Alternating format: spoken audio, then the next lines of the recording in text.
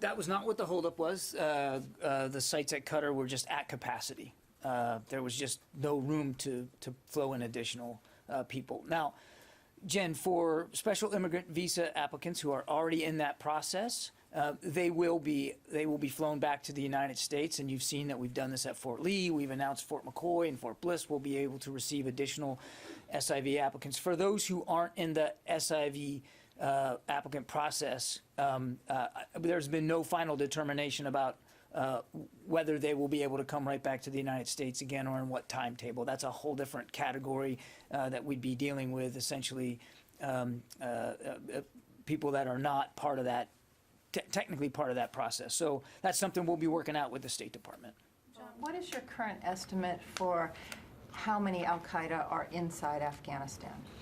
I haven't seen an estimate on that. I don't know that we have an exact estimate. Military intelligence estimates about how many Al-Qaeda remain in Afghanistan. We know that Al-Qaeda is a presence, as well as ISIS, in Afghanistan, and we've talked about that for quite some time. We do not believe it is exorbitantly high, but we don't have an exact figure for you.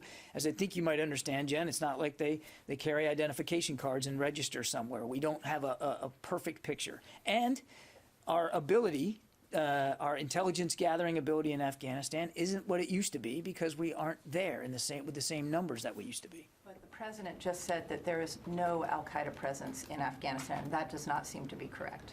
What we don't think is that what we believe is that there isn't a presence that is significant enough to merit a threat to our homeland as there was back on 9/11 20 years ago. The president also said there is no national security interest, no national interest in Afghanistan.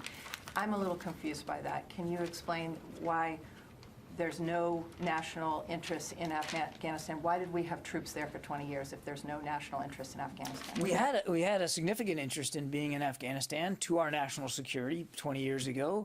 You've heard the president talk about this. The goal was to defeat, decimate Al-Qaeda, also to prevent Al-Qaeda from launching attacks on the homeland from Afghanistan, and we did that. We did that and a whole heck of a lot more over the course of 20 years, and to include helping with social, political, economic, just progress in Afghanistan. The president decided that it was time to end this conflict, that there was really only two choices because of the May 1 deadline, either plus up, because after May 1st we would come under attack by the Taliban, and we hadn't since the Doha Agreement had been signed, or go ahead and complete the drawdown. And the decision was made to complete the drawdown. Now, obviously, we're still going to maintain an overwatch vigilance with respect to the counterterrorism threat emanating out of Afghanistan. And if we need to,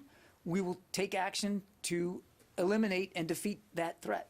And you just said that you don't have intelligence on the ground in Afghanistan anymore. How are you going to have Overwatch and you still have Al-Qaeda in the country? Jen, what I said was we don't have the degree of dexterity intelligence to be able to give you a head count, a nose count of exactly how many Al-Qaeda fighters are in Afghanistan. Nobody's walking away from the fact that they aren't there, and we're certainly going to maintain as much vigilance as we can, absent a presence on the ground. The other thing I would say, Jen, is our intelligence capability. It's more difficult if you don't have boots on the ground. But we have come a long way since 9/11 in terms of the way we collect, process, analyze, and distribute intelligence information. A long way in the last 20 years.